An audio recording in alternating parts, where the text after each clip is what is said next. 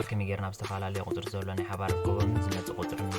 ዘተኮረ ይኸውን ነዚ ንምርኣይ ብሓባር ንከታተል ንኣብነት ክኾነና ብክልተ ንድሕር ጀሚርና ቀፂልና እውን 5 8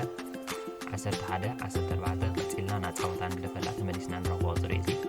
ኣብ መንጎ ናይዞም ዝተፈላለዩ ቁፅሪ ዘሎ ንምርካብ እንታይ ኢና ክንገብር ንነፍሲ ወከፍ ናይ ክልተ ወይ ድማ ብድሕሪት ክልተ ዘለዎ ቁፅሪ ብምውሳድ ኣብ መንጎ ደለይና ንረክብ ንሕና ንኣብነት በዚ ብቕድሚት ዘለዎ ቁፅርታት ክንጅሚርና ንሶም ድማ 2 5 እዮም ክኾኑ ዝኽእሉ እዚኦም ንምርካብ ኣብ መንጎኦም ደሎ ኣብ መንጎ 2 5 ደሎ ቁፅሪ ንምርካብ 3 ይኸውን ንኽእል 3 ኣብ መንጎ 2 5 ደሎ ቁፅሪ እዩ እዚ ብዝጎደሎ ወይ ድማ ዝተደመሮ ክንረኽቦ ንኽእልና ኣብ መንጎ 5 8 ደሎ ደጊምና ንረክብ ድማ ከምኡ 3 ደጊምና እዚ ሕጂ ናይ ሓባር ኣብ መንጎኦም ደሎ 3 ምዃኑ ጥራይና ንርኢ ኣለና ዋላ እውን ኣብ 11 ኣብ 8 11 ደሎ ማለት እዩ ቅሬታ ከምኡ እንዳሃልና እንድሕር ቀፂልና ኣብ መንጎኦም 3 ጥራይና ንረክብ እዚ እምበር እንታይ እዩ ዝሕብረና ድሕሪ 14 ደሎ ቁፅሪ እውን 17 ምዃኑ እዩ ዝሕብር ምክንያቱ 3 ምስ 14 እንድሕር ደሚርና 17 እዩ ዝመፅእ ቀፂልና እውን 20 በዚ መገዲ ኢና ንቐፅል ከምዚ እንዳበልና ክሳብ ክቅፅሉ ትኽእሉ እዮም ኣብ እምበር ኣብ መንጎኦም ደሎ 3 እቲ ዝመፅእ ቁፅሪ ከዓ 3 እንዳደመርና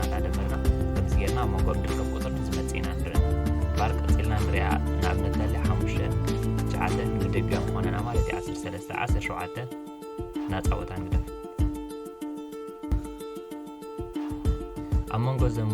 ቁፅርታት ከንታይ ኣሎ ክንብል ተደሊና ብንኣብነት ንሕና ብቕድሚት ንጀምር ብ5 9 ኣብ መንጎ እዚኦም ዘሎ እንታይ ተላኢልና 4 ክኸውን ንኽእል ነዚ ከመይ ጌርና ንረኽቦ ውዲ ዝብል ሓሳብ ድማ 9 ዝጎደሎ 5 ምስ ንገብር ጥራይ ክኸውን ዝኽእል 9 ዝጎደሎ 5 ምስ ንገብር 4 ንረክብ ቀፂልና እውን 13 ዝጎደሎ 9 ምስ ንገብር 4 ተቐፂሉ ስዒቡ ድመፅእ ቁፅሪ እምበኣር 21 ይኸውን ንኽእል ምክንያቱ 4 ተደመሩ 17 21 4 ተደመሩ 21 25 ከምኡውን 29 በዚ ኢና ንቐፅል ስዒብና ንሪኦ ኣብነት እንድሕር ደኣ ሃሊ 21 15 9 ከምኡውን ናፃወታ ቦታ ንግደፍ ተመሊስና ንረኽቦም እዚኦም ከም ኩሉ ግዜ ብቕድሚት ንጀምር 21 ዝጎደሎ 27 እንድሕር ደኣ ጌርና ኣልታ 6 ይድበና ንምርጋፅ እውን ከምኡ 15 ዝጎደሎ 21 ምስ ንገብር እንደገና ኣልታ 6 እምበርከስ ናይ ሓባር ረብሓ እዮም ናይ ሓባር ቁፅሮም ኣልታ 6 ምዃኑ ረፈሊጥና ኣለና ኣብ መንጎ 27 26 ደሎ ኣልታ 6 ምዃኑ ከምዚ ሓቢርና ዝተዓዘብናዮ ፈሊጥና ኣለና ብምቕፃል እውን ኣብ መንጎ 21ን 15 ደሎ ድማ ኣልታ 6 ምዃኑ ብሓባር ተዓዚብና ኣለና እዚ ድማ ነቲ ዝመፅእ ቁፅሪ ክሕግዘና ክእል ኣሎ ድሕሪ 9 ዝመፅእ ቁፅሪ እምበኣር 3 ክኸውን ንኽእል ምክንያቱ ኣብ መንጎኦም ኣልታ 6 ስለ ደሎ ማለት እዩ ስዒቡ ድመፅእ ድማ ኣልታ 3 ምክንያቱ ኣብ መንጎኦም ኣልታ 6 ብምህላው ማለት እዩ ድሒሩ ድመፅእ ድማ ኣልታ 9 ከም ዝተዓዘብናዮ እምበኣርከስ ናይ ሓባር ቁፅሮም ኣብ መንጎኦም ደሎ ኣልታ 6 ኮይኑ ኣብ ነፍሲ ወከፍ ንዝመፅእ ድማ ኣልታ 6 እንዳጉደልና ኢና ንኸይድ ቀፂልና ንሪኦ ኤግዛምፕል እንድሕር ደኣ ሃሊ 3 ከምኡ 6 12 ከምኡውን 24 ይኸውን ንኽእል እምበኣርከስ ሓቢርና ንከታተል ከመይ ጌርና ኣብ መንጎኦም ደሎ ቁፅሪ ንረክብ ማለት እዩ ኣብ መንጎ እዚኦም ዘሎ ቁፅሪ ንምርካብ ንኣብነት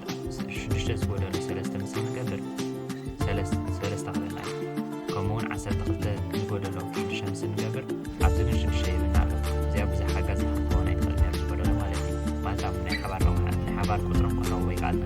ዝተፈላለዩ ቁፅሪ ሂባና ኣላ ነዚ ደምሲስና ከም ብሓድሽ ዝተመቐሎ ንፈልጥ 6 ዝተመቐሎ 3 ምስ ንገብር 2 ይበና ከምኡውን 12 ዝተመቐሎ 6 ምስ ንገብር 2 እምበኣርከስ ኣብ መንጎኦም ዘሎ ቁፅሪ 2 ጥራይ ክኸውን ትኽእል